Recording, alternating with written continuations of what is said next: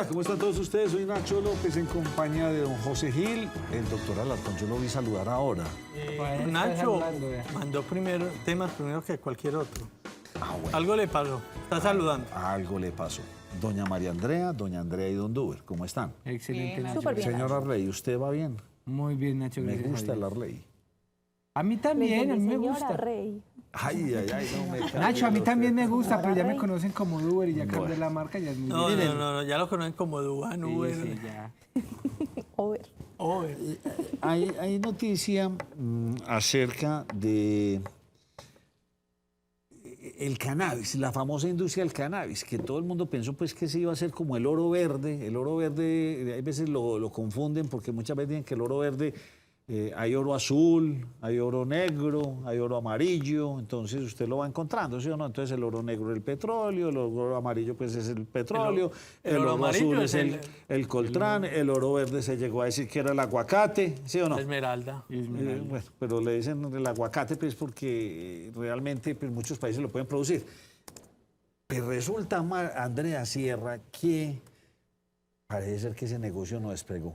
Ese negocio está bastante enredado. ¿No Leí mucho despegó artículo. o no ha despegado No, no ha hasta ahora despegado, Nacho? por Porque la eso- cantidad de regulaciones, todo lo que tiene, y parece ser que no es un negocio tan interesante. Pero le cuento eso porque usted me tiene noticia. ¿Qué fue lo que pasó? Sí, Nacho, mire, y en este momento sigue la votación en la plenaria de la Cámara de Representantes. Con las buenas tardes para todos los televidentes. Y es que se acaba de aprobar en esa plenaria de la Cámara de Representantes con 98 votos a favor y 54 votos en contra la regulación del cannabis de uso adulto en Colombia.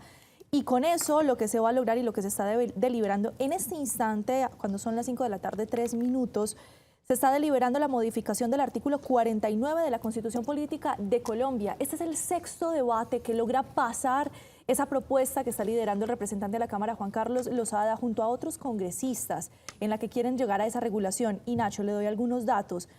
En este momento, con este sexto debate, ya se dirige hacia la Comisión Primera del Senado de la República. Y allá, le confirmo, Comisión Primera del Senado de la República, sí señor, para continuar su trámite por el Legislativo. Y después de eso, de ser aprobado ahí, tendría que pasar a la plenaria del Senado para que sea completamente aprobado. Recuerden, Nacho, que este es el consumo de cannabis para uso adulto o recreativo, como se ha denominado. José, don Duber, mire, usted dice que como que insólito. Hombre, son capaces de coger, y yo no sé cómo hacen, doctor Alarcón, y bienvenido. Gracias, Nacho. Cogen un aguacatico de exportación y yo no sé cómo hacen casi que para sacarle la pepa y meter cocaína ahí. Y usted ve la fruta y la ve perfecta. Banano, hacen unas cosas estos señores con una creatividad, son los genios.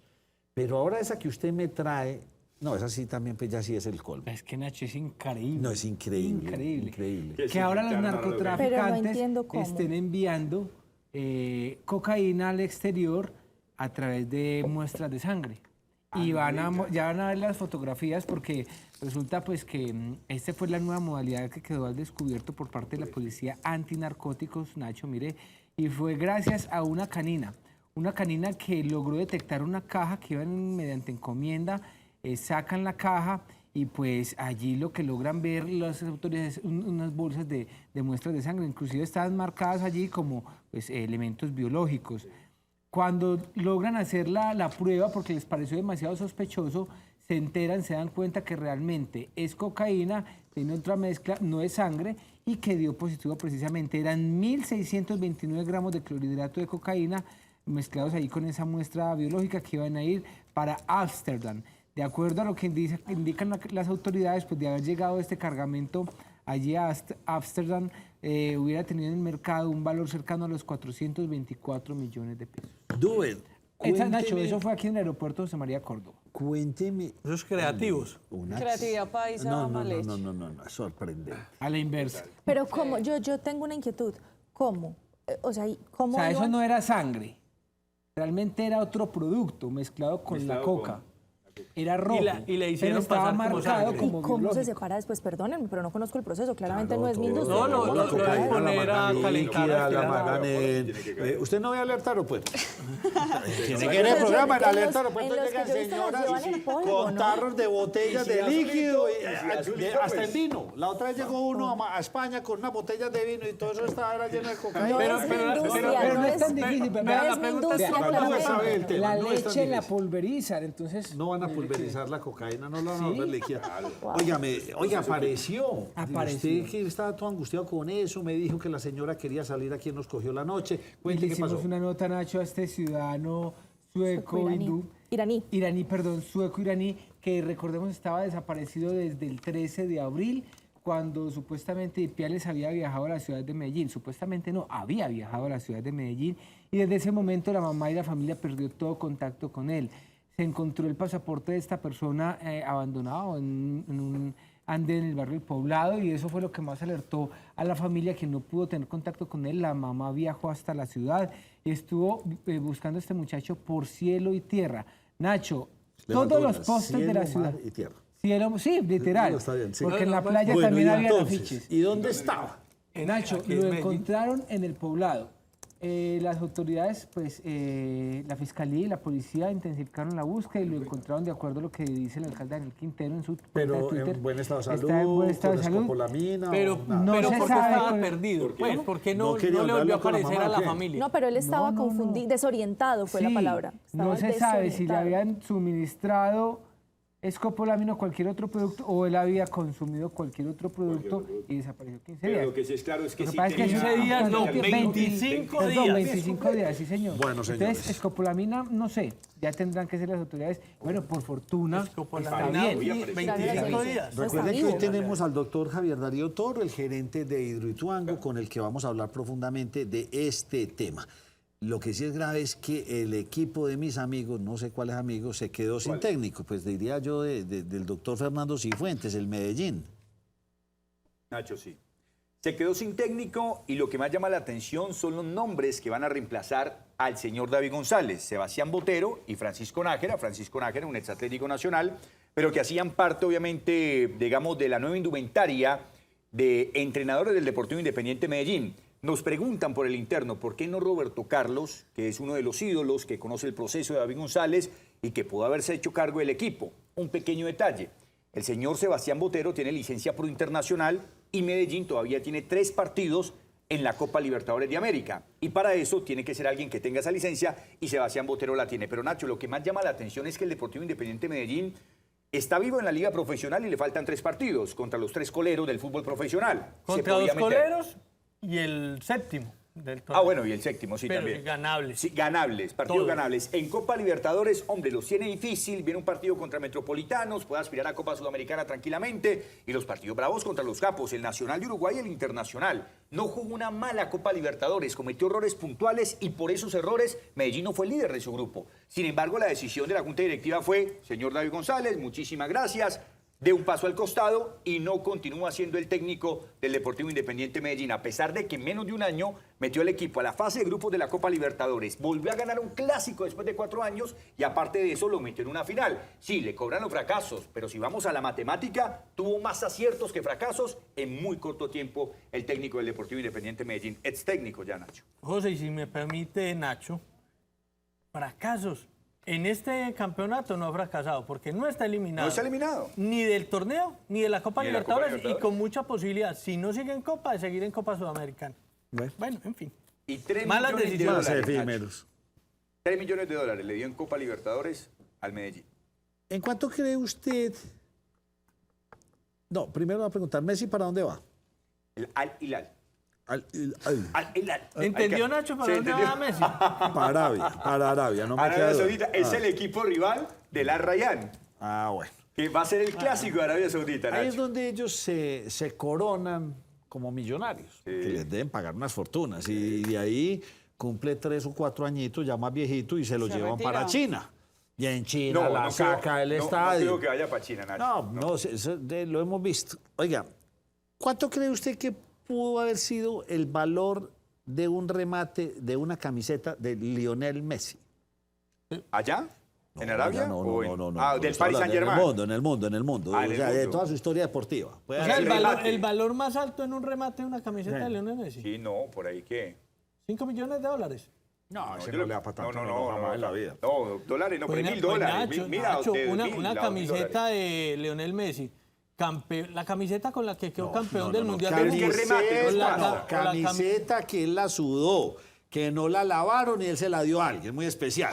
por Y este eso, señor pero se la eso. remató. La más cara se la- ha vendido la de la en primera- 10 millones de dólares 10 de un millones de dólares. beisbolista que tenía el número 43, fue muy famoso en Estados Unidos. Por No, un eso. futbolista No jamás es- llega hasta no es allá. distante. Pues para no asustarlos, $450.000. Esa camiseta que hizo récord en el fútbol y estaba en Estados Unidos, hizo un remate internacional y pagaron $450.000. Que a María Andrea hubiera comprado muchos tenis con esos 450.000. Yo me compro dos AAA con eso. No, qué ociosidad, por Dios.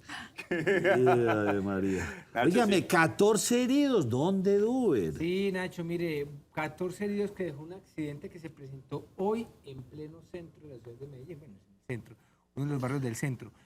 El hecho quedó grabado en video, Nacho, como un bus que aparentemente se queda sin frenos, pues embiste allí un vehículo particular, otros dos vehículos realmente que resultaron involucrados en este accidente.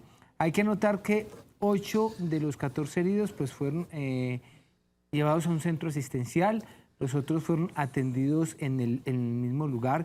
Y miren, Nacho, las imágenes, cómo quedó precisamente pues, los vehículos que ¿Cuál se fue el que se presentaron. quedó sin freno? El bus fue el que se quedó sin frenos. el bus se quedó sin No sé, yo envié un video del momento exacto del accidente, no sé si lo tenemos ahí, si lo buscamos en el máster, pero se ve cuando el bus pues embiste a esta Si lo esta tenemos en camioneta. el máster el video, ¿Qué nos dicen? por favor, lo están buscando, vamos a decir, es que iba muy rápido, ¿qué? Iba- que sí, porque Nacho, no sí, encontró. se quedó sin freno. Entonces, claro, eso fue exactamente en el barrio Alfonso López. Hasta allí acudió el cuerpo de bomberos y obviamente todo lo que tiene que ver con Secretaría de Salud. Ahí está Ahí el está. video exacto. Mire, la están camioneta bajando estaba unos niños parqueada. de esa camioneta. Sí, señor. Otras personas que están sacando incluso una motocicleta. Y ya va a ver usted el Todo bus con normalidad. atrás. Sí, todo con normalidad. Una mañana. Ah, bueno, el bus es el que viene atrás y se quedó Sí, sin- atrás se dice. Pero no es ese. No es ese. No, es no, un no. bus No azul. es ese porque... Ok. Véalo, Ah, ahí ok, viene. ok. mira, Ay, se Dios lleva mío. todo a su paso. Uy, milagrosamente. Por fortuna no hubo una y de tragedia. acuerdo a ese golpe, Nacho, es para que hubiese sido A ver, repítamelo si algo es tan fatal. amable. Sí. Pero por fortuna, pues solamente... veamos los Y la niños. gente, todo normal. Fijémonos Miren en los cómo le niños. ¿Y por qué, hombre? Los Evitando niños. el bus rojo, Sí, ahí ahí se está. viene. No, pero es Lo que que igual si hubiese pasa es que venía evitado- sin frenos. Sí. Uy. Bueno. Uy, tiro a pero los heridos, niños. afortunadamente 14, no sí, hubo señor. nadie fallecido. Por fortuna. ¿Quiénes son los ganadores y perdedores del TLC con Colombia y Estados Unidos? Vean, Nacho, el TLC Colombia-Estados Unidos tiene una característica y lo estamos hablando del tema según Analdex por una razón. Porque el 15 de mayo se cumplen 11 años del TLC entre Colombia y Estados Unidos. Y a raíz de esos 11 años, Analdex, el gremio de los exportadores, entregó resultados frente a los ganadores y perdedores con este TLC en el último año. ¿Quiénes son los ganadores? El café verde, las flores secas, los acabados de construcción, los derivados de café. ¿Cuáles son los perdedores? Metales preciosos, preparaciones alimenticias, faja, ropa de control, productos farmacéuticos, piedras preciosas, envases, empaques de aluminio, plástico. En fin, las exportaciones en el último año a Estados Unidos desde Colombia llegaron a 14.836 millones de dólares. Las exportaciones de Estados Unidos a Colombia. No, las exportaciones de Colombia a Estados Unidos Ok, 14.000 llegaron a sí. 14.000. Eso es un crecimiento del 34%. ¿Y cuáles son los departamentos más exportadores en su orden? Antioquia, Bogotá, Atlántico, Cundinamarca, Bolívar, Valle del Cauca, Huila, Caldas, Casanare, Meta y Santander. Antioquia es el más exportador de todos. Antioquia es el más Pero sobre exportador. todo de todos. con el oro. El oro, sí, claro, nosotros El oro le básicamente marca muy duro. exportamos El oro. resto no. El resto no. No, es que con esos gringos no hay nada que hacer. De una propiedad y unos precios que uno no se la cree. Sin embargo, Yo le Analdex digo también a doña entregó el María Andrea dato. que revisen a Amazon y ella revisa y dice sí. Eso, Es así. Con Pero- dólar pero- caro y todo sigue siendo más Pero barato. ¿saben, Nacho? Se podría aprovechar mucho este TLC, mucho más, porque Estados Unidos es el mayor importador del mundo, Sí, señor. lejos. De lejos. Y este mayor importador importa 3.3 billones de dólares al año. 3.3 billones.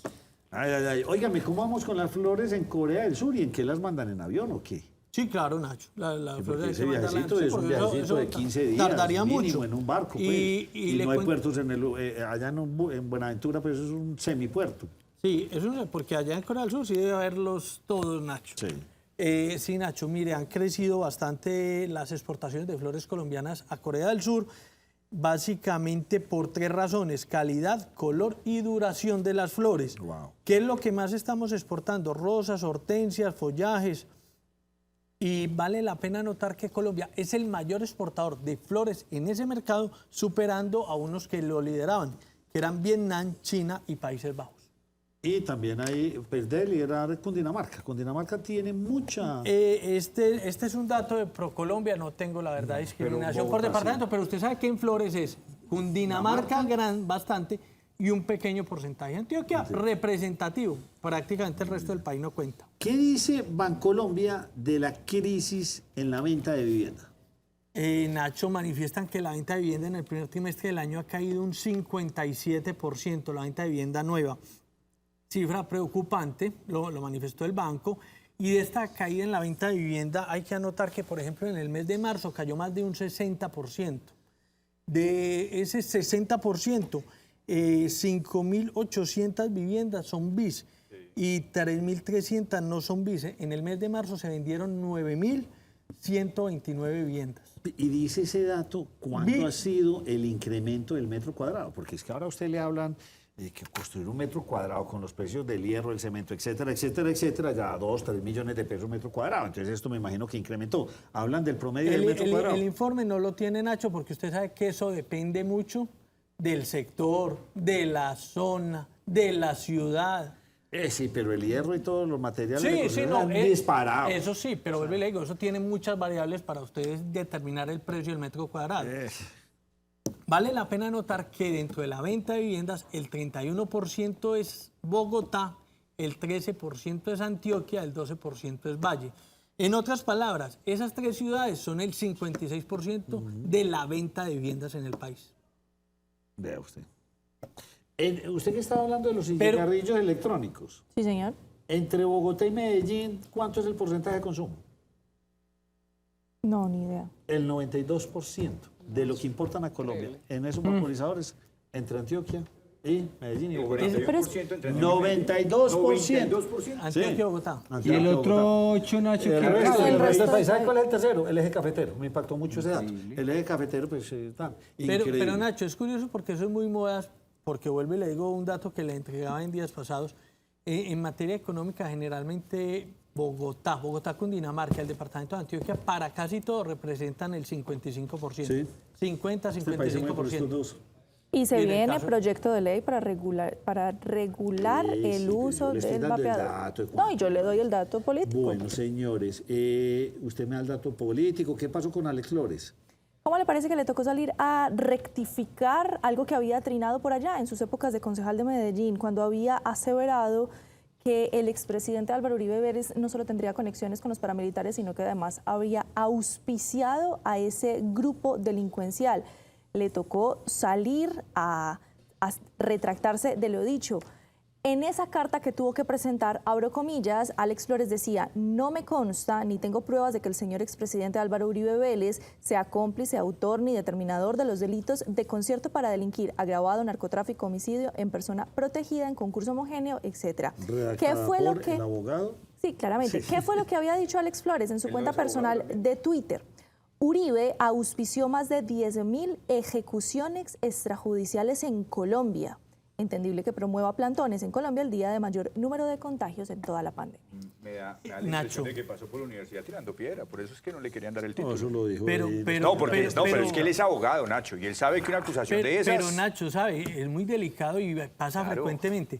Este tipo de personajes le dañan la honra, barren y trapean con Raimundo y todo el mundo, y todo se corrige con una simple cartita. Sí, señor. Y el buen nombre nunca se Y recupera. el buen nombre nunca se toda recupera. la Eso es razón. cierto. Nunca se todo el daño que le recupera. ha hecho, sí. El daño al buen nombre correcto. nunca se Y recupera. el cuento es que cuando llega a estos personajes terminan legitimando esas versiones.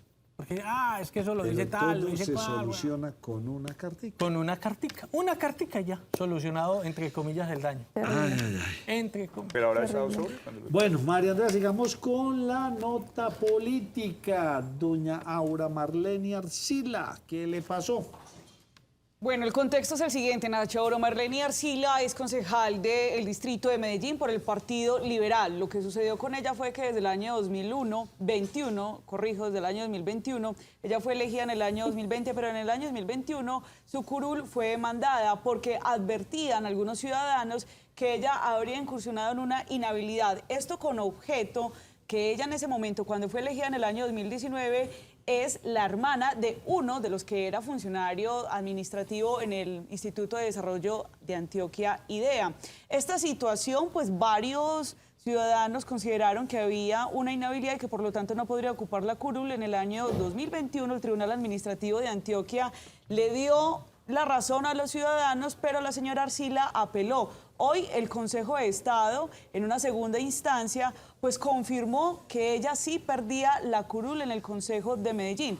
Porque hay que decir además que ella es una experimentada concejal, no es la primera vez que está como concejal del distrito de la ciudad, sino que ella ya venía de periodos anteriores. Y dice el Consejo de Estado que ella debió conocer cuáles eran esos requisitos de inhabilidad. Es decir, que ella ya no podrá apelar y en este momento está esperando ser notificada.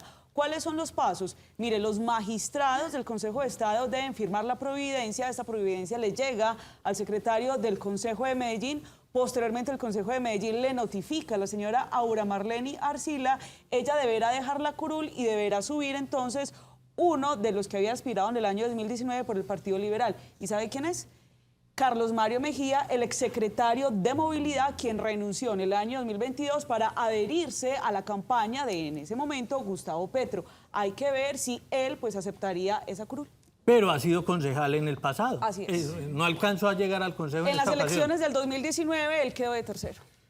El exalcalde de Medellín hoy habló y creo que levantó un revuelo bastante grande. Pues ya el alcalde actual de nuestra ciudad, Daniel Quintero, pues sacó tremendo trino. ¿Qué fue todo lo que pasó con esto? Bueno, lo primero, Nacho, es que había mucha expectativa sobre el partido político. Creemos que este partido pues es de el excandidato Federico Gutiérrez, ex candidato a la presidencia en el año 2022. Y hoy él quiso hacer el lanzamiento oficial de su partido. Recordemos que en el mes de marzo el Consejo Nacional Electoral le otorgó la personería jurídica a lo que antes era Movimiento Ciudadano. ¿Esto fue en Bogotá? Sí, señor. Okay. Él quiso hacer el lanzamiento oficial allí, hizo unas declaraciones bastante importantes. Quiero empezar pues, por la parte inicial. Lo primero fue que dijo que su partido iba a ser de oposición al gobierno nacional. También calificó el gobierno de Gustavo Petro como un gobierno mentiroso y a lo que aprovechó para llamar a las personas también a las calles para que hicieran una protesta pacífica frente a las diferentes reformas que está impulsando el presidente Gustavo Petro. Además, también calificó el gobierno de insensato e irresponsable. Dijo que haría una gira por todo el país para buscar líderes que quisieran lanzarse a asambleas, a consejos y a las alcaldías también de la ciudad. Y también, por ahí derecho, pues dijo que no iba a descartar poderse lanzar a la alcaldía de Medellín. Escuchemos rápidamente lo que dijo. Yo no descarto una participación directa en las elecciones regionales. Yo tengo una responsabilidad también con mi ciudad, con Medellín, que vive un momento muy difícil, marcado por la corrupción, por la politiquería, por el clientelismo y por un abandono total. Y eso no lo digo simplemente yo, lo dice la ciudadanía. Nosotros estamos desde el lado de los empresarios, de las empresas, de lo que genera valor, de lo que genera oportunidades para la gente, para así poder superar la pobreza. Estamos del lado de la seguridad, estamos del lado de la libre empresa, estamos del lado de los jóvenes, estamos del lado de nuestras mujeres, estamos del lado de un país para que pueda salir adelante. Y lo que queremos hacer hoy desde acá, desde este espacio, desde Creemos, es trabajar desde las regiones. A partir de este momento, recorreremos las regiones de Colombia, buscando a aquellas mujeres y a aquellos hombres, los mejores líderes y mejores lideresas que podamos tener, para que aspiren a las alcaldías, gobernaciones, consejos, asambleas, juntas administradoras locales. Mire, Nacho, que alrededor de Federico Gutiérrez pues lo estaban acompañando varios exfuncionarios que fueron secretarios mientras él fue alcalde de la ciudad. Frente a todas estas declaraciones, pues sabemos que Federico Gutiérrez es un peso pesado que si sale y declara que va a salir a las elecciones regionales en octubre de 2029, pues puede mover fácilmente este ajedrez político. Por lo que el alcalde de Medellín, Daniel Quintero Calle, pues escribió también en su cuenta de Twitter algunos elementos importantes, diría yo, que con respecto a esas declaraciones. Mire lo que dice: la administración de Fico fue una administración entregada a la corrupción, a las mafias y al GEA. Ha repetido mucho esta palabra, no porque lo diga yo, porque lo dicen los ciudadanos. Nos tocó trabajar mucho para arreglar la seguridad, Hidroituango, en fin, menciona varios elementos en este tuit. Yo quise buscar algunos elementos sobre esto porque pues sabemos que hay que mirar realmente cuál es la verdad del asunto. No tuve tiempo de buscar mucho, pero hay que destacar que con respecto al metro de la 80, recordemos que en el año 2019 pues fue Federico Gutiérrez quien fue hasta el gobierno nacional para erradicar este proyecto que fue recibido en su momento por el ministro de Hacienda del momento y también en el presidente pues, de la época. Y posteriormente, pues Daniel Quintero fue quien impulsó este proyecto. El tema de Hidroituango es real que la contingencia sucedió en el año 2018 mientras él era alcalde de Medellín. Pero por otro lado, pues también hay que destacar el tema de las mafias, que seguramente se estaba refiriendo a su exsecretario de Seguridad, el señor Gustavo Villegas, quien fue condenado por tener unos nexos con bandas criminales por pagar una extorsión de la cual estaba siendo víctima su familia. El hecho es, Nacho, que él sale con esas declaraciones después que en horas de la mañana Federico Gutiérrez hace oficial el lanzamiento de su partido. Entonces no sabe uno, o siente pasos de animal grande o quiere refrescar la memoria. O se va a posicionar como el claro contendor, rival de Federico Gutiérrez. Federico Gutiérrez los tiene en ascuas. A más de uno. Actúa a la derecha, Nacho. Lo mismo. No, y a la Y a izquierda, la izquierda más. también. Lo a la mismo. izquierda Luis Ya Pérez. tiene su estrategia. Luis Pérez, no la crea. Luis Pérez tiene en ascuas a más de uno. Son dos precandidatos o dos personas entre Luis Pérez y Federico que tienen en ascuas a muchos y no han dicho nada. Luis Ahí Pérez están también, callados. sí, señor. Todavía está muy temprano, falta mucho tiempo para las elecciones. Y si yo ya tengo el aval de un partido o tengo mi partido, no tengo afán de decir que hoy quiero salir. Así de fácil es la cosa. Se movió la tabla en el Giro. ¿Qué pasó, hombre? Cuarta etapa, Nacho, que justamente se corrió el día de hoy. Tuvo una sacudida importante porque Remco Evenepoel se quedó en la segunda casilla y un noruego se quedó con la camiseta rosa. Desde 1981 no llega un hombre de este país a vestirse con la maglia rosa que lo identifica como como el líder del Giro de Italia. Estamos hablando de Andreas Lexenchun, quien se queda justamente en la primera posición con la maglia rosa. En la segunda posición, Remco Evenepoel. Aurel Paré, que se quedó con la tapa. Joao Almeida, el portugués, que quedó a 1 minuto. Y Primo Roglic en la quinta posición a 1 minuto y 12 segundos. La montaña definirá cómo se seguirá moviendo por lo menos el top 5. Los colombianos en clasificación, Rigobert Urán. Aparece en la casilla número 4, Santiago Buitrago, Einer Rubio y Fernando Gaviria, los 4 representantes de nuestro país para lo que es esta competición, Nacho. Le baja su noticia ahora que ingresemos con el gerente de Hidroituango. Sí, señor. Por ahora me falta con usted que el empate del Real Madrid, ¿qué pasa con eso? Nacho, Que empate de vez semifinal en de cuando. Champions. Por eso que empaten de vez en cuando, ¿no? No, Nacho, pero es que está jugando el Real Madrid en casa, Sí. enfrentando al equipo favorito de muchos. Vea, es el que menos pagan apuestas porque es el que para muchos es el que va a ser campeón, el equipo de Pep Guardiola.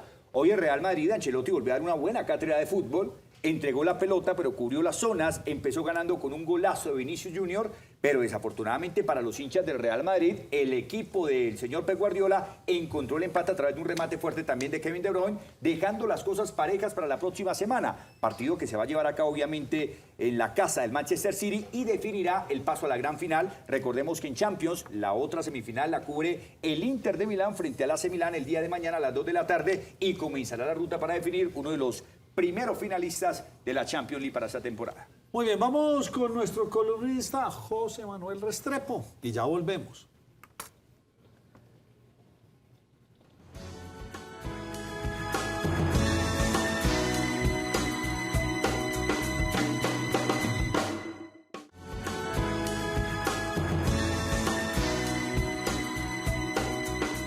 Mi editorial hoy en nos cogió a la noche es una historia.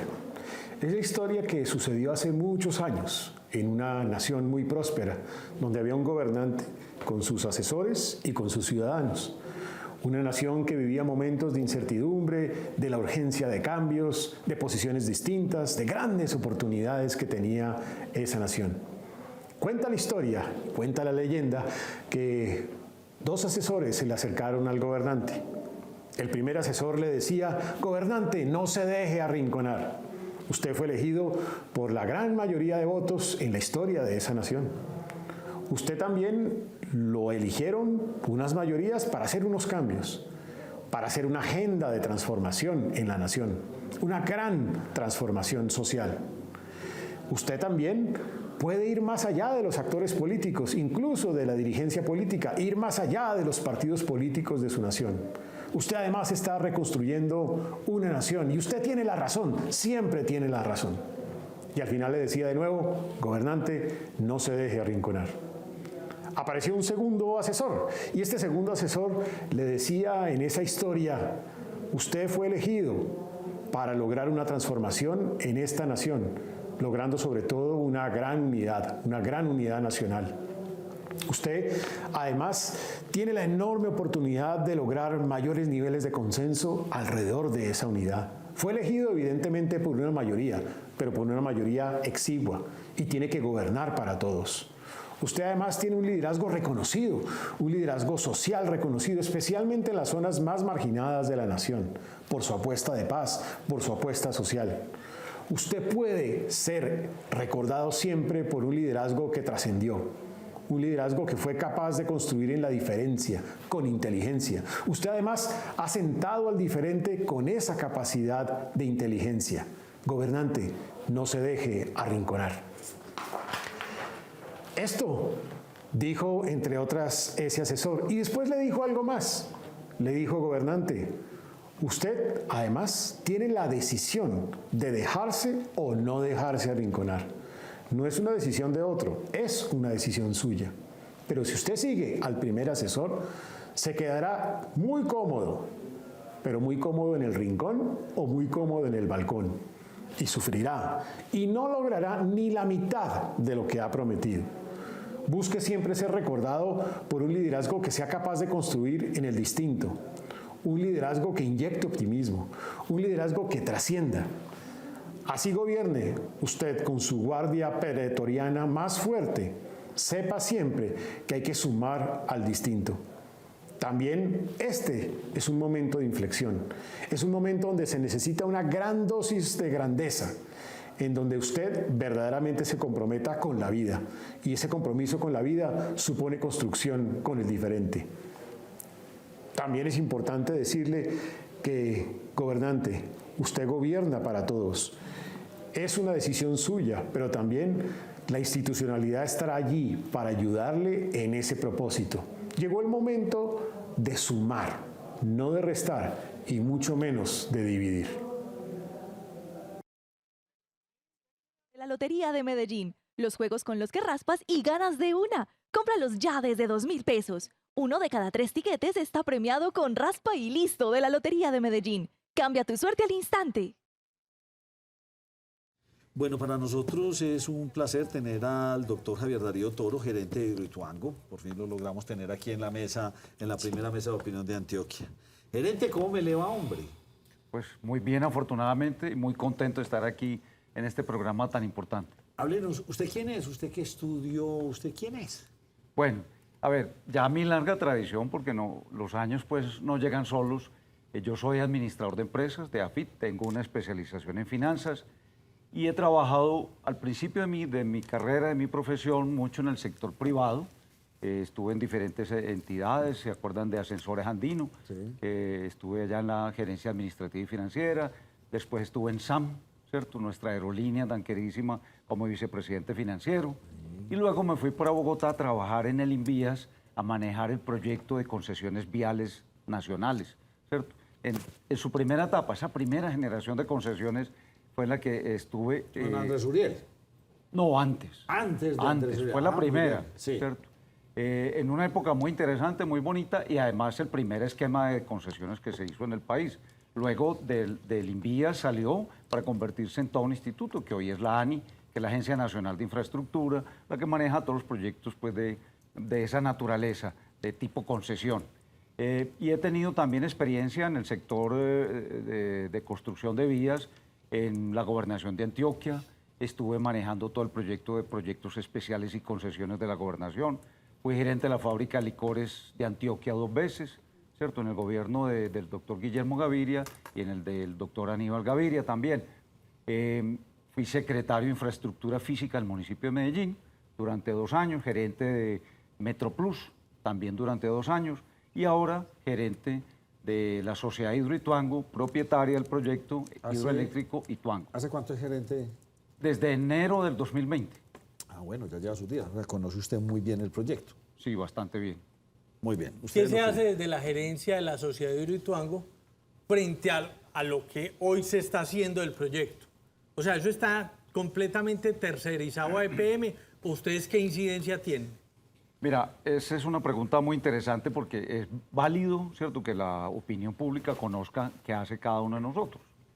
El proyecto como proyecto es propiedad de la Sociedad Hidroeléctrica Ituango, de Hidroituango. De ustedes. Es el dueño que está representado un 46% por acciones de empresas públicas de Medellín y un 52.8% que corresponden a la Gobernación de Antioquia y a la IDEA, siendo la Gobernación el mayor accionista del proyecto y una pequeña proporción, como el 0.7%, que son accionistas privados, ¿cierto?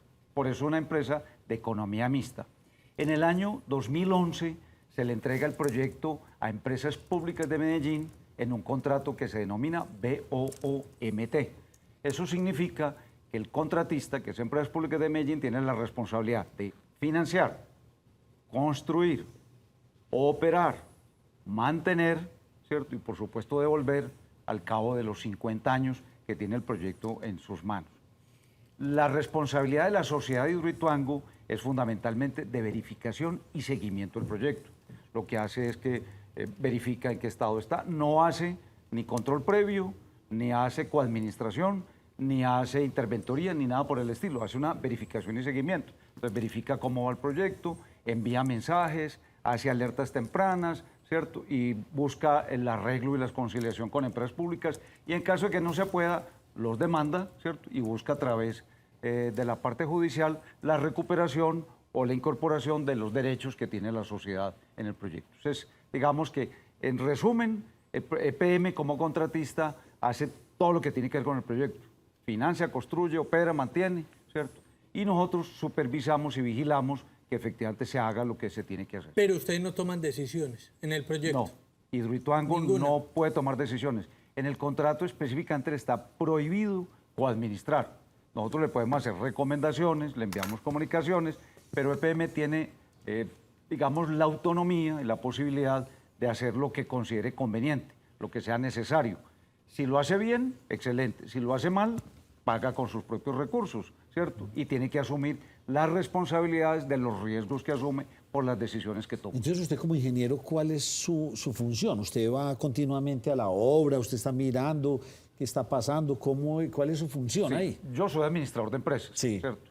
Pero por supuesto tenemos un equipo técnico de ingenieros, de personas ambientales, sociales, de todo tipo, abogados, por supuesto, porque hoy en día las empresas funcionan más con abogados que con cualquier otro tipo de profesión.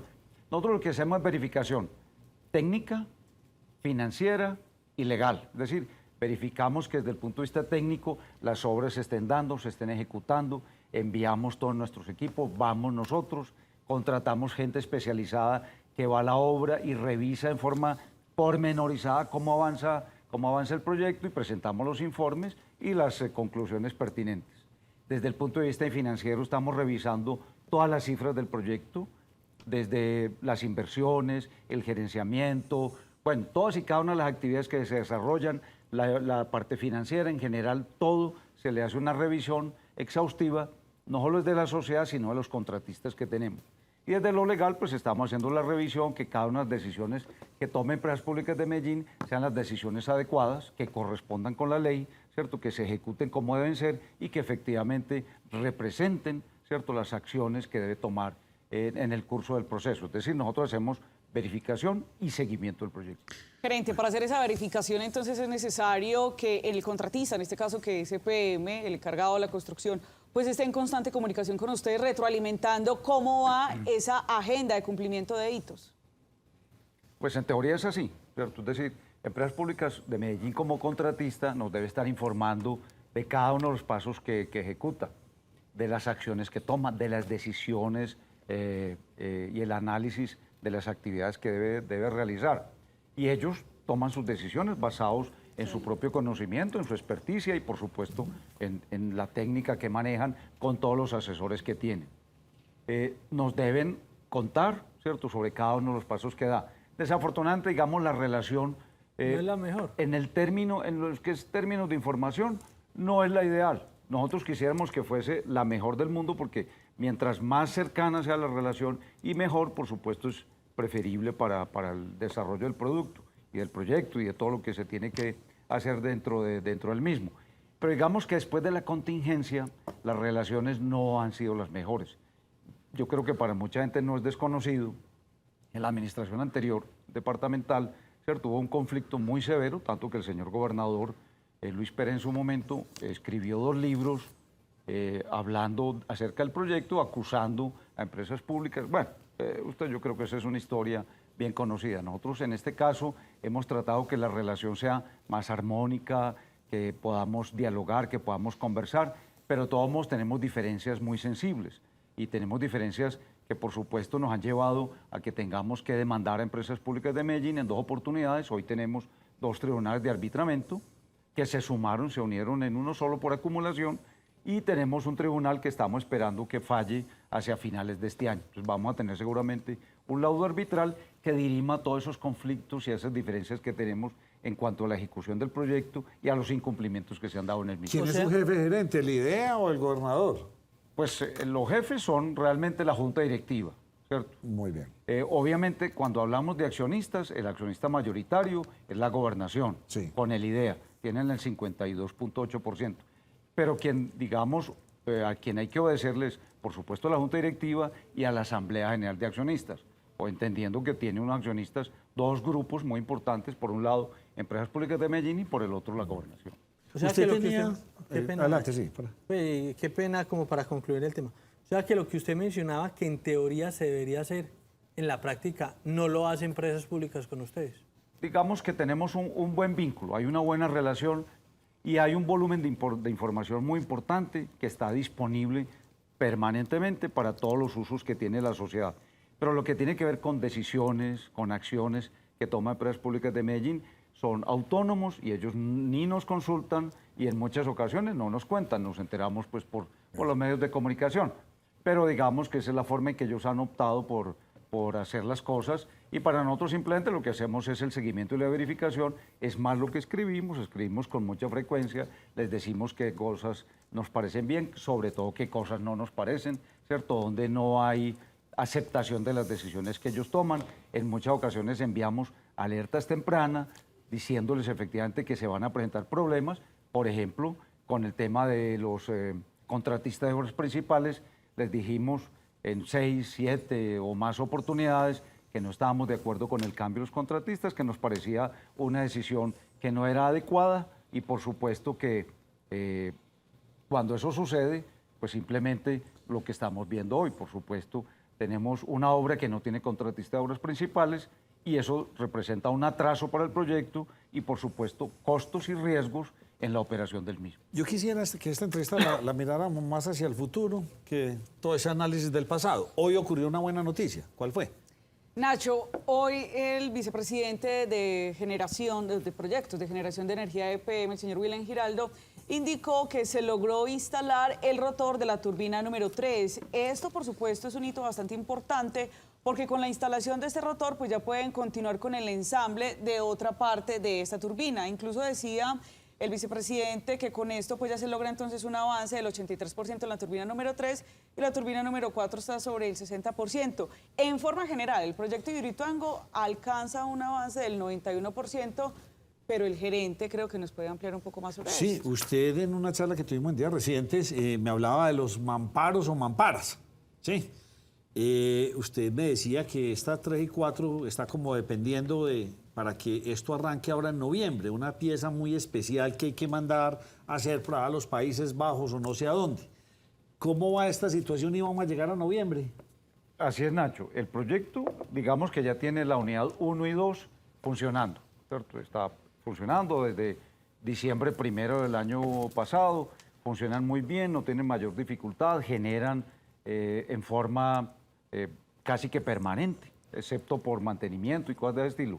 Ahora están en pleno proceso de montaje las unidades 3 y 4.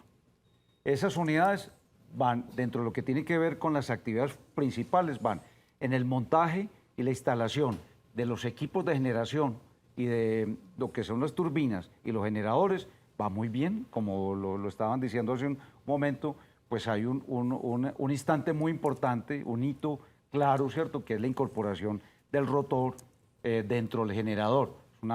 Es una mole de 500 toneladas, eso, estamos hablando pues de equipos inmensamente grandes, y eso, por supuesto, lo que permite es decir que efectivamente los equipos van a estar disponibles, tanto el 3 como el 4. Nosotros creemos que la forma en que avanza Empresas Públicas y sus contratistas, que es General Electric, en el montaje de los equipos va avanzando muy bien.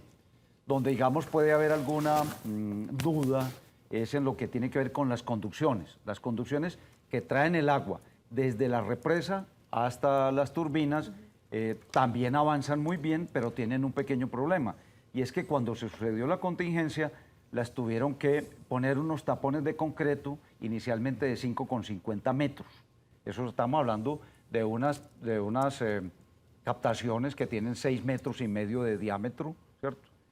Todo eso está relleno en concreto, después lo tuvieron que adicionar 3 metros más porque había filtraciones, entonces tienen que demoler, para poner en funcionamiento cada una de las turbinas, tienen que demoler ese concreto que tienen allí. Entonces, para hacerlo, como eso está en la cota 350, cuando hablo de la cota es como el nivel que tiene la boca toma, ¿cierto?, la captación sobre el nivel del mar. Metros. Entonces, en la cota 350 está la boca toma y el vertedero está en la cota 407, es decir, 57 metros por encima llenos de agua.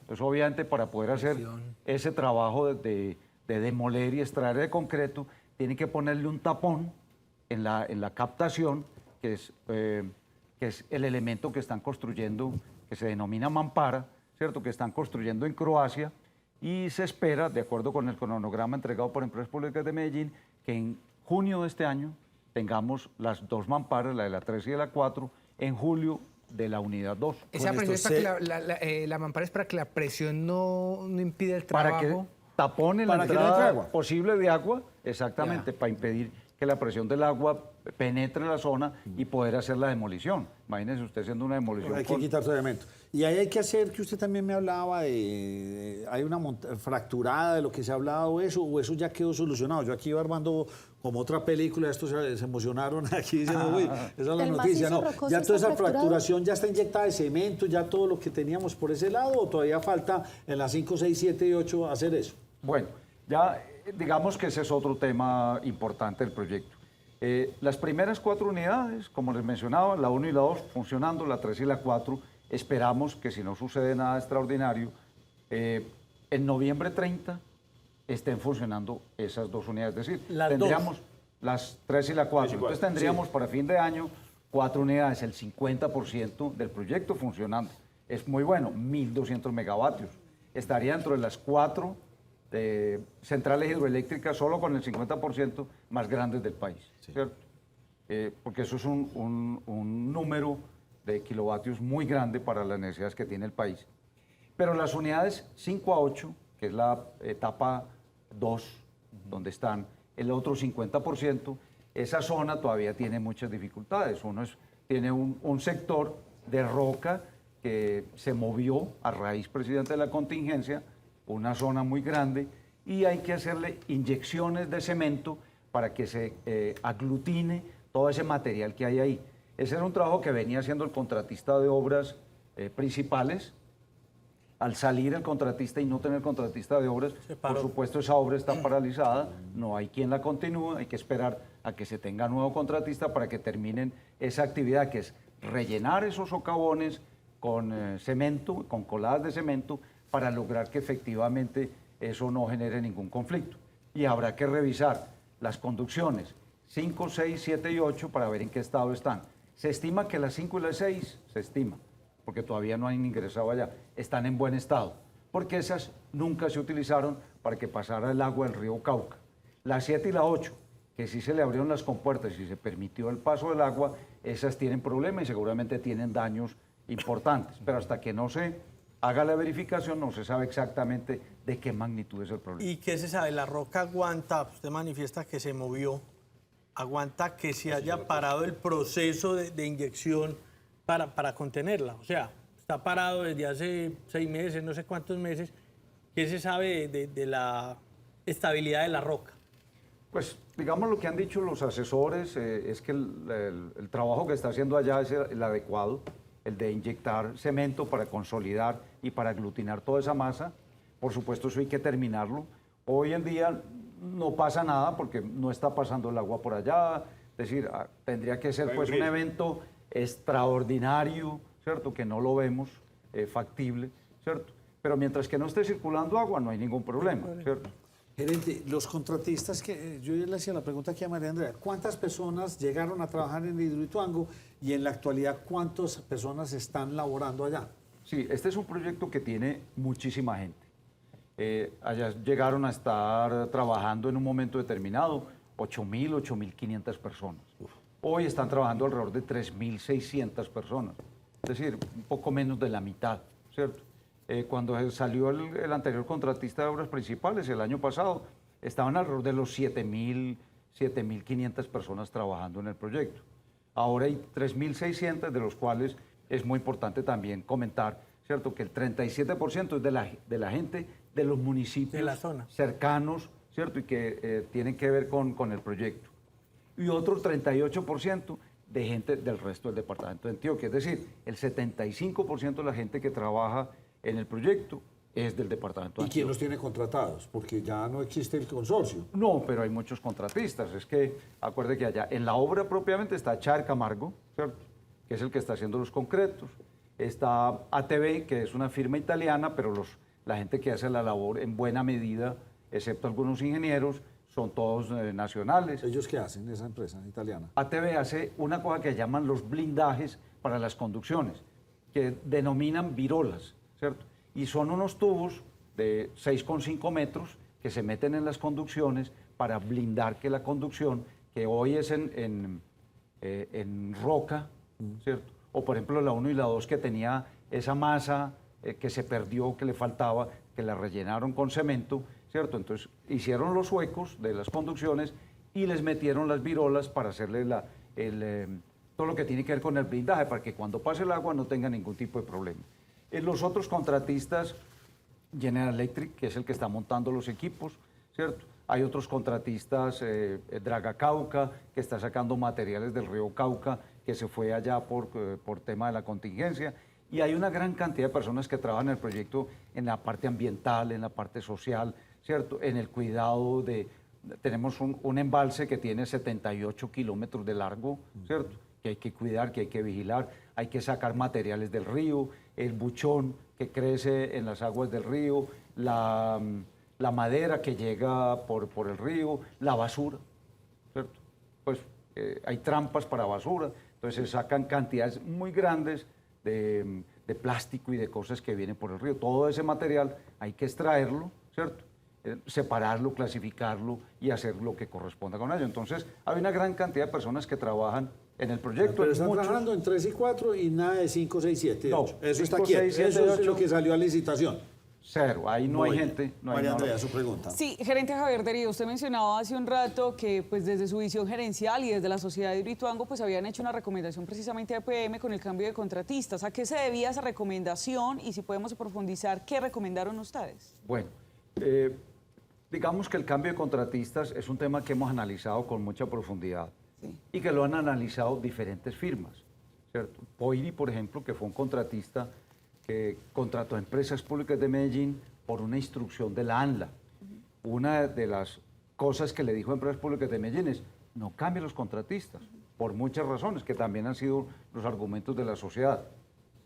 Gente que lleva 10 años trabajando allá. Conocen conocían hasta el último rincón del proyecto. Sabían dónde había problemas, dónde había dificultades. Tenían un grupo humano, estamos hablando de 3.500, 4.000 personas, con ingeniería de alta calificación, con gente pues muy buena, ¿cierto? Y por supuesto, ese conocimiento no se adquiere de la noche a la mañana. Con el conocimiento del proyecto es también de gran dificultad. Pero tener también los equipos, tener los campamentos, tener toda la infraestructura necesaria para seguir trabajando es fundamental, porque hoy lo vemos, no tenemos contratista y la obra, por supuesto, se está atrasando. Los riesgos sobre el proyecto, acuérdense que el vertedero, que es tal vez el elemento que más riesgo puede generar en un momento determinado, pues tener un contratista significa poderle hacer mantenimiento cada vez que que el clima lo permite, porque hasta que no tengamos 4, ojalá las 8 unidades, pues los tiempos de mantenimiento son relativamente breves. Entonces, el tener contratista significaba terminar la obra más rápido, generar más, ¿cierto? Resolver los problemas de generación del país, por supuesto, disminuir y mitigar los riesgos para las comunidades aguas abajo por cualquier problema que se pueda presentar en el proyecto y, por supuesto, generar ingresos a Empresas Públicas de Medellín y a la Sociedad Hidroituango como propietaria del proyecto. Es decir, había una gran cantidad de elementos que hacen precisamente que cambiar de contratista era un riesgo inmensamente alto. Además que uno nunca sabe cuando abre una licitación, efectivamente, qué pasa con un proceso de esa naturaleza. ¿Qué tanto Pues, se demora? efectivamente le sucedió. Abrió una licitación, le ampliaron los procesos durante el proceso a la presentación de propuestas 7 veces o 5 veces, ¿cierto? Tuvieron que declararla desierta y volver nuevamente a sacarla y abrir la licitación para ver si efectivamente en esta oportunidad se la tiene. Todo ese tiempo es un tiempo precioso para el proyecto y para Gerente, y en ese orden de ideas, ¿cuál sería el riesgo mayor de fondo? Porque a esta administración le quedan 7 meses aproximadamente para tomar una decisión con relación al nuevo contratista. ¿Cuál sería lo más difícil o lo más grave si este tiempo se sigue prolongando y no se define quién va a llegar a operar lo que le quede del Hidroituango? Hay varios riesgos. El primero, que es preocupante, y es que se necesita un contratista para que haga mantenimiento. No solo el vertedero, sino que hay zonas inestables dentro del embalse que hay que trabajarlas, hay que estar haciendo control, monitoreo, pero también haciendo las obras necesarias para impedir que esos deslizamientos lleguen al embalse. Y hay una serie pues, de actividades que son importantes. El continuar con las obras es un riesgo. El no hacerlo, ¿cierto?, significa un riesgo. Hay un riesgo país y es no tener la energía disponible. Ustedes saben que viene un niño, ¿cierto? Ya se está hablando de que el fenómeno del niño ya tiene una probabilidad del 80%, es decir, es prácticamente seguro, ¿cierto?, que viene un niño en los próximos meses. Para el segundo semestre vamos a estar con un niño y hay una reducción del volumen de agua en el país, ¿cierto?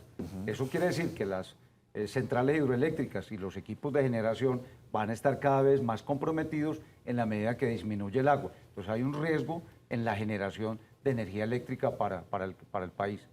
Hay un riesgo para los propietarios, en el sentido de que La Plata no es lo mismo tenerla como estaba previsto que entrara las 4 unidades finales en el 2024, cuando se aplaza para el 2027. No es lo mismo pagar gastos que 3 pagar años deudas. más de inversión, de costos, de gastos y de no recibir ingresos. Entonces, para Empresas Públicas de Medellín, ¿cuánto vale? Las solas 2 primeras unidades que tenemos de generación, hoy en día, ya han facturado cifras significativas, ¿cierto? Este año, como mínimo, están facturando alrededor de 900.000 millones de pesos. 2, ¿cierto? 2 solamente. Tener 8, imagínense lo que significa para Empresas Públicas de Medellín. Entonces, los ingresos también se resienten. Hay costos financieros, hay gastos que pagar. Bueno, es decir, hay una gran cantidad de consecuencias por las decisiones que se toman. Gerente, con relación a esos riesgos de los que usted acaba de hablar y apegándome a lo que le decía Nacho López, ¿usted cómo se siente con relación al futuro? ¿Usted se siente con este proyecto optimista? ¿Se siente inquieto? ¿Tiene dudas? Usted, a la cabeza de esto, ¿cómo se siente con relación al futuro? Bueno, yo creo que la sensación es agridulce. Dulce en el sentido de que tenemos 2 unidades funcionando, que la contingencia en muy buena medida ya ha pasado, ¿cierto? Que el gran riesgo que había sobre el proyecto ya prácticamente ha desaparecido en muy buena medida, que vienen 2 unidades para este año que deben estar en operación, que el 50% del proyecto lo vamos a tener funcionando, generando y produciendo ingresos, ¿cierto? Y por supuesto ayudándole a la generación del país. Y donde por supuesto no estamos satisfechos ni contentos es efectivamente lo que ha venido sucediendo con las unidades 5 a 8. Si bien Empresas Públicas de Medellín nos ha dicho que ese cronograma era así, que no se podía cambiar, que iban a ser para el 2027, nosotros creemos que desde un principio estaban previstos para que el 2024 estuvieran las unidades generando, ¿cierto? Que ahora hay un atraso importante y que eso tiene, pues lo que hemos dicho, los riesgos y una repercusión importante en las finanzas de Empresas Públicas de Medellín para recuperar esos dineros y por supuesto en la medida que nos veamos metidos en un proceso de un niño y de una restricción en la generación, problemas para el país. Por supuesto, energía más cara. Entonces, todo eso tiene consecuencias y por eso en ese sentido digo yo que es agridulce. Cosas muy buenas, la contingencia va quedando atrás, vemos un panorama hacia futuro despejado, pero lento en el proceso de incorporación de las 4 últimas unidades. ¿Cree usted que se va a lograr conseguir se va a lograr sacar adelante esta legislación este año? ¿O ya por ser tan periodo de salida ya no se va a dar? ¿Y si Bueno. será que tan conveniente, Nacho? ¿Ah? ¿Si será que tan conveniente? No, hay que hacerla. Yo creo que Faltan quienes se presentan. Sí, claro. Yo creo que Empresas Públicas de Medellín tiene un compromiso y una obligación clarísima, ¿cierto? De terminar felizmente esta licitación, ¿cierto? Pero nada está escrito. Se abre una licitación y sabe cuándo la abre.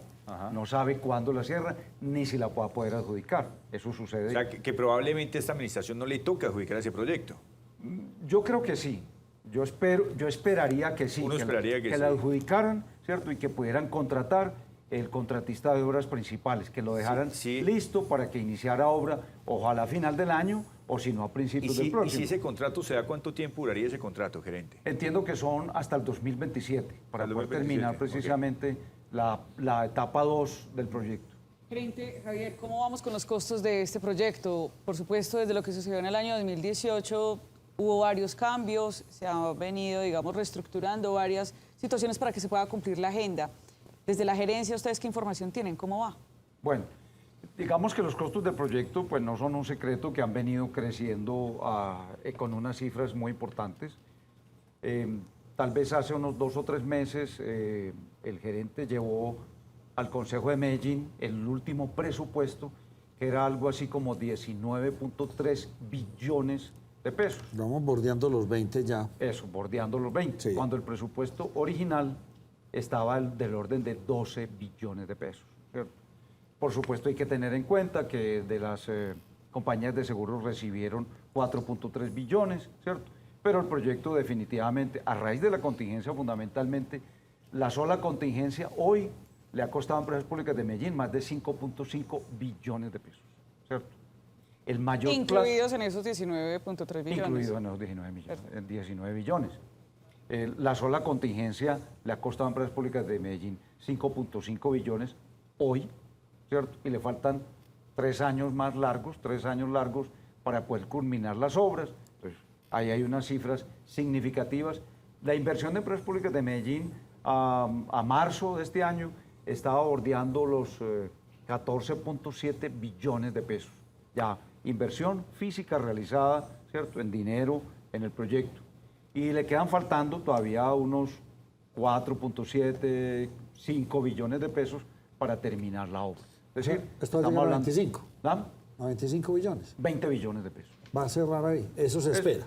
Sí, ya ellos tienen un presupuesto de 19.3, supongamos que en el valor del dinero en el tiempo, etcétera, que no le crezca más, esté del orden de los 20 billones. Gerente, ayúdenos a entender algo que, pues, por lo menos a mí en la mesa me es esquivo. Cuando usted dice que está rondando ya los 20 billones, van 19.3 billones de pesos, en Hidroituango hay una gran cantidad de dueños y usted nos lo mencionaba al principio.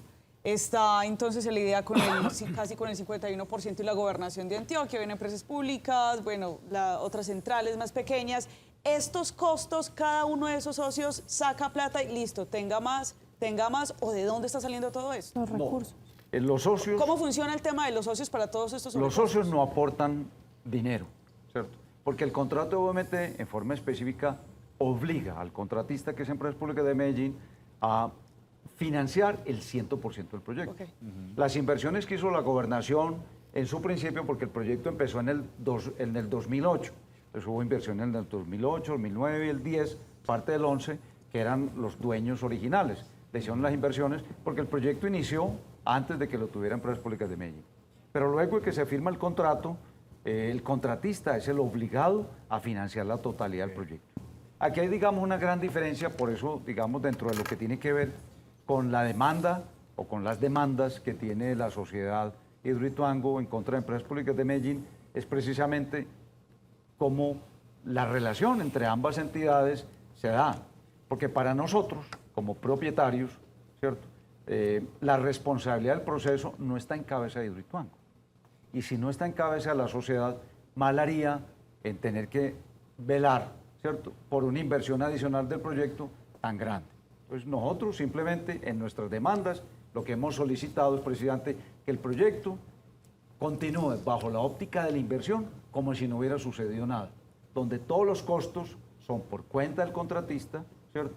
Y por supuesto ellos asumen los ingresos que generan las pólizas de seguros, ¿cierto? Pero ese es un tema que está en discusión, ese es un asunto que lo tiene que definir el Tribunal de Arbitramiento, ¿cierto? Pero es la forma en que nosotros interpretamos el proyecto y la forma en que los hemos demandado a ellos. 28 de abril del año 2018 arrancó esta historia, la contingencia, por equivocaciones nunca, en última instancia, se logró encontrar. Sí, pero bueno, ya... Robo. Sí, y no hubo, pues, o sea, sí, lo que llamamos la famosa corrupción que en un momento se pretendió vender. Ya vamos para el 2027, esperamos este año al menos tener el 50% de este gran proyecto funcionando. ¿Lo veo a usted optimista? Y le agradezco por habernos aceptado la invitación. Aquí nos coge la noche todo el día con las Nacho, temáticas. una preguntita Con final. mucho gusto. Originalmente el proyecto, ¿para cuándo debería estar completo? El 24 de junio del 2022 tenían que estar las 8 unidades funcionando, ya 100% culminadas. 5 años. 5 años. 5 años de retraso.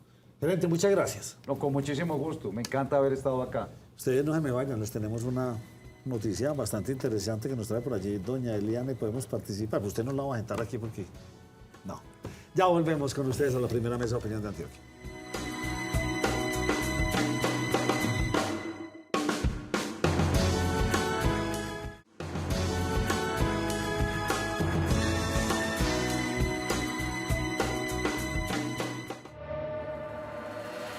Somos la suma de cada gota de agua. Somos cada sonrisa que se dibuja. Somos cada hoja que compone un árbol. Somos la suma de cada empresario que ha creído. Somos cada rincón que florece. Somos cada persona que cruza la ciudad. Somos la sostenibilidad y lo seguiremos siendo si te unes a nosotros. Contamos contigo.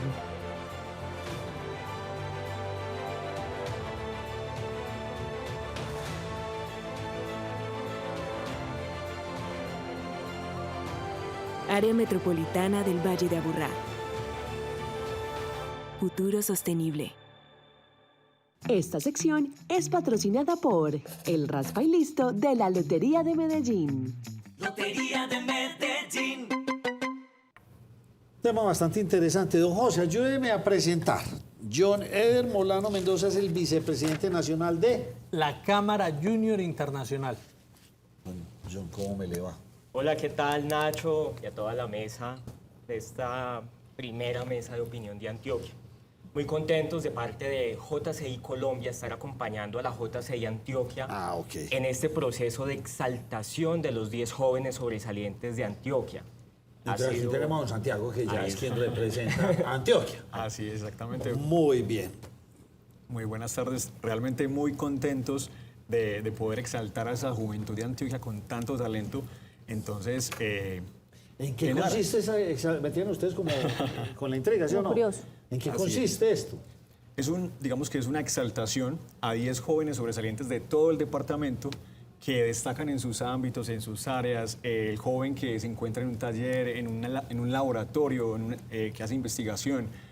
Jóvenes que se destacan en sus campos y que son merecedores de ser exaltados, en este caso a nivel local, y posteriormente llegar a ser exaltados a nivel nacional y a ser exaltados a nivel internacional. Son 10 categorías distintas. Exactamente. ¿Y cuáles son? Bueno, tenemos categorías que van desde superación de logros personales, económicos, también va hacia la parte social, mucho al desarrollo del emprendimiento. Son 10 categorías que tenemos que, digamos que abarcan toda esa gama amplia de talento que tenemos en Antioquia. ¿Cómo se postulan? Es muy fácil. Pueden ingresar a través de la página www.jciantioquia.org y ahí encuentran básicamente toda la información. Es un formulario muy sencillo y los requisitos son, digamos que fáciles. Ser un joven de entre 18 y 40 años. Ah, no, hay muchos jóvenes que todavía, estamos ahí, ¿no? Por supuesto. Total. Ser nacido en el departamento de Antioquia y digamos que ser un joven que destaque en su campo, básicamente. Yo tengo una inquietud. ¿Se tiene que ser una autopostulación o alguien también puede postular? Porque veo de pronto esta característica en esta persona. Se puede postular la propia persona o un tercero dice, oiga, este muchacho es un artista, este muchacho es un científico, está en un taller, lo puede postular otra persona. ¿Qué pretendemos con esto? Visibilizar ese talento que hay en Antioquia. Vemos muchas noticias donde hay innovación en cosas que no son tan buenas. ¿Por qué no visibilizar a los jóvenes que están generando cambios positivos y sostenibles? Ese joven que está dando esa milla extra, ese joven que se está quedando un poquito más en ese taller, en ese laboratorio, en esa cancha, jugando un poquito más para destacarse. Ese es el ejemplo que desde la JCI se quiere mostrar a los demás para ser referentes, esa milla extra. Desde la JCI somos un grupo multidisciplinario. Aquí estamos ingenieros, abogadas, técnicos, tecnólogas. Periodistas. Esa milla la puede dar, por ejemplo, y uno postular a Arley. Ahí está, bienvenido. José, me puede postular. Si encuentra el talento, me puede postular. Ya es Arley, ¿Arley? el nuevo nombre artístico. Me quieren cambiar el nombre, pero... Es decir, Pero la acá postulación música no popular. Ya no es José Luis, solamente... usted es Luis. No tiene que ser No, solo- no, ahí sí no, Nacho. Bueno, Ok, siga. La postulación no tiene que ser solamente para personas que ostenten un cargo público o que tengan, digamos, alguna empresa constituida. Puede ser un líder social. Hablemos de eso y en qué categorías. Exactamente. Son, digamos que, jóvenes que diariamente están cambiando su comunidad, su barrio, Sí. que hacen acciones, digamos que, locales de impacto global. Básicamente, deportistas, artistas, jóvenes líderes sociales que ayudan diariamente como a contribuir, en este caso, a mejorar la sociedad. Tenemos desarrollo científico, logros culturales, liderazgo y logros académicos. Entonces es una amplia gama de todo el talento que sé que tenemos aquí. ¿Quién los escoge? ¿Quién escoge los 10 ganadores? Tenemos dos jurados, es decir, un jurado interno y uno externo.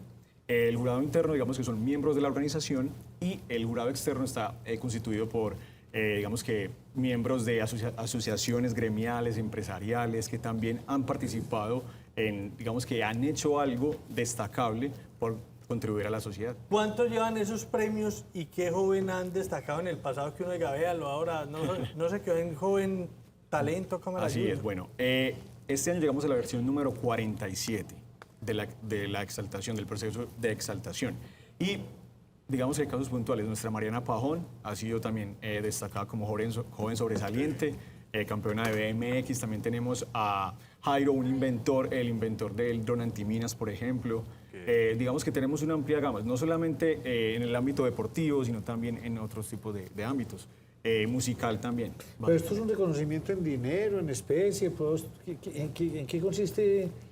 Porque usted me habla lo local, lo nacional y lo internacional, Exacto. 3 etapas. ¿A dónde asciende? ¿Cómo compite? Es Exacto. una competencia. Tenemos la instancia local, que es lo que estamos acompañando desde la JCI Colombia, la instancia nacional, que es la exaltación a los 10 jóvenes sobresalientes de Colombia. Entonces, encontramos uno en Medellín e En irá a Antioquia. competir contra otros del país en Bogotá. Exacto. Muy bien. Quienes eran los 10 jóvenes sobresalientes de Colombia. Sí.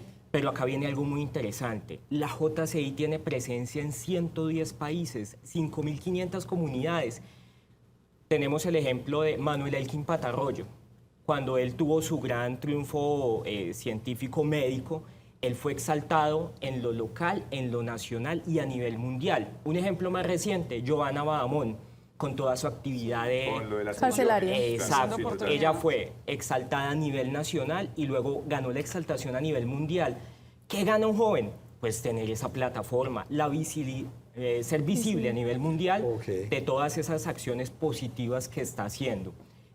La JCI tiene su sede principal en San Luis, Missouri, en Estados Unidos.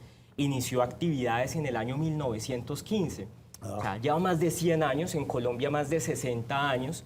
Entonces, somos esos héroes anónimos que estamos trabajando, dando ese poquito de extra.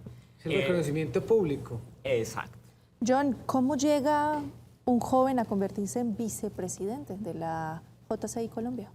Mira, es un proceso muy chévere y está abierto para todos. No, JCI debería tener más jóvenes.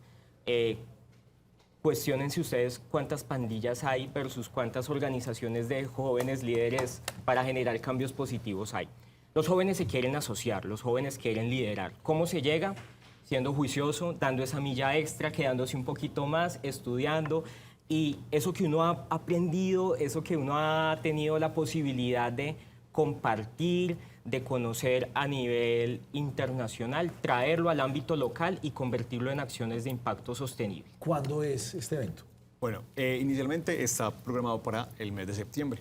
El 21 de septiembre va a ser, digamos que la exaltación. ¿Y las inscripciones están abiertas? Están abiertas. Hay que ingresar al www. Exactamente. Desde el 17 de abril están abiertas las inscripciones hasta el 31 de julio.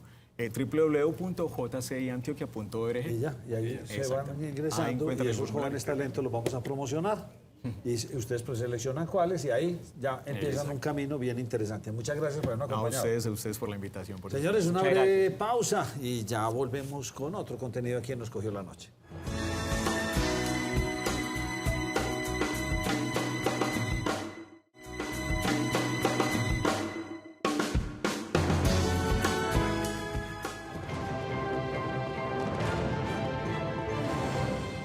Bienvenidos a Perso Noticias, el micronoticiero de la Personería Distrital de Medellín.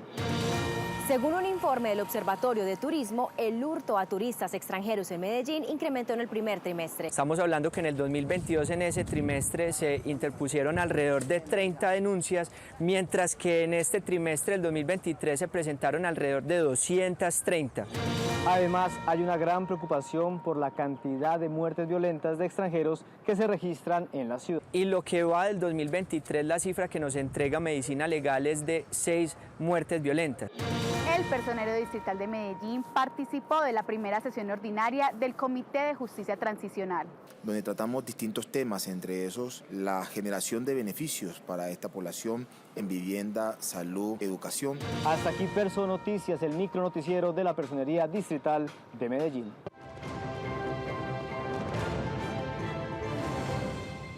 ¡Ey, qué nota! Medellín ya va por su tercera línea metro. Tenemos Metro Plus, Metro Cables y Tranvía. Y lo mejor, el metro de la 80 ya está en construcción. Medellín, mejor que nunca. Aquí todo florece.